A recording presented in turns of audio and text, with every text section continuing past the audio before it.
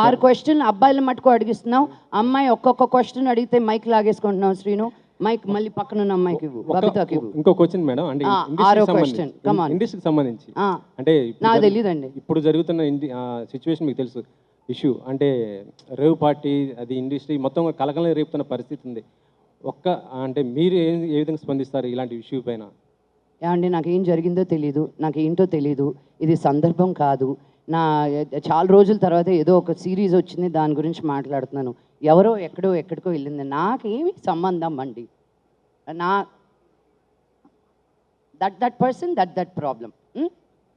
Madam, మీరు కాన్స్లో చాలామంది celebrities కనిపించారు, మీరు కనిపించలేదు. నన్ను ఎవరు పిలవలేదండి. ఈ రిలీజ్ ఉందని ఆగిపోయాను. నో, కాన్స్కి వెళ్ళేది everybody think it's such a big deal.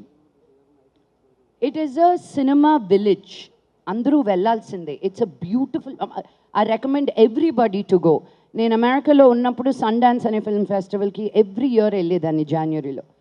But I want to go to Cannes with the film of mind, you know. ఊరికే వెళ్ళి చూడడం అనేది it's fun, but that's not what I want to do. Entire family was there? No, Vishnu, Manoj లేడు, Vishnu and dad, Prabhudeva గారు వాళ్ళ సినిమా తీసుకెళ్లారు అక్కడికి for a release. It wasn't a family outing. కెలుపుతారు ఎందుకండి? ప్రసాద్ గారు from hit TV. So before మీ ఇంటర్వ్యూలు కూడా చాలాసార్లు చేసేటప్పుడు ప్రతి ఒక్కరు ఒకటే క్వశ్చన్ అడిగేవాళ్ళు,